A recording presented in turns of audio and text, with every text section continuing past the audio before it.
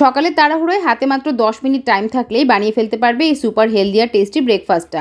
বাচ্চাদের স্কুলের টিফিন বক্সে দেওয়ার জন্য এটা একটা দারুণ হেলদি আর টেস্টি খাবার। এটা বানানো একদমই ইজি। লাগবে শুধু পাউরুটি, শসা, গাজর, একটু পনির আর কাজু বাদাম।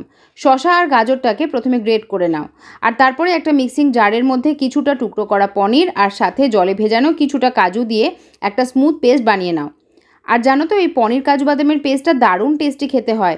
বাজার চলতি মেয়োনিজের বদলে স্যান্ডউইচ স্প্রেড হিসেবে এটা ব্যবহার করে দেখো একবার। বাজারের মেয়োনিজ ছেড়ে দিয়ে এটাই বারবার খেতে ইচ্ছা করবে তখন। এই স্যান্ডউইচটার মধ্যে আমি শুধু গাজর আর শসা অ্যাড করেছি। তোমরা চাইলে এর মধ্যে পেঁয়াজ, টমেটো, ক্যাপসিকাম, ধনেপাতা এই সমস্ত কিছু অ্যাড করতে পারো। পনির কাজু বাদামের পেস্টের মধ্যে কুচনো গাজর আর শসা অ্যাড করে দিয়ে ওপর থেকে ছড়িয়ে দাও পরিমাণ মতো নুন, গোলমরিচ আর রেড চিলি ফ্লেক্স। সব কিছুকে ভালো করে মিশিয়ে নাও। এবারে পাউরুটির দুটো স্লাইস নিয়ে তার উপরে ভালো করে মাখন লাগিয়ে আর ওই মিশ্রণটাকে পাউরুটির ওপরে ছড়িয়ে দিয়ে একটা ফ্রাইং প্যানে সামান্য একটু মাখন দিয়ে স্যান্ডউইচের এপিট ওপিট কড়া করে একটু টোস্ট করে নাও। ব্যাস 10 মিনিটে স্যান্ডউইচ রেডি।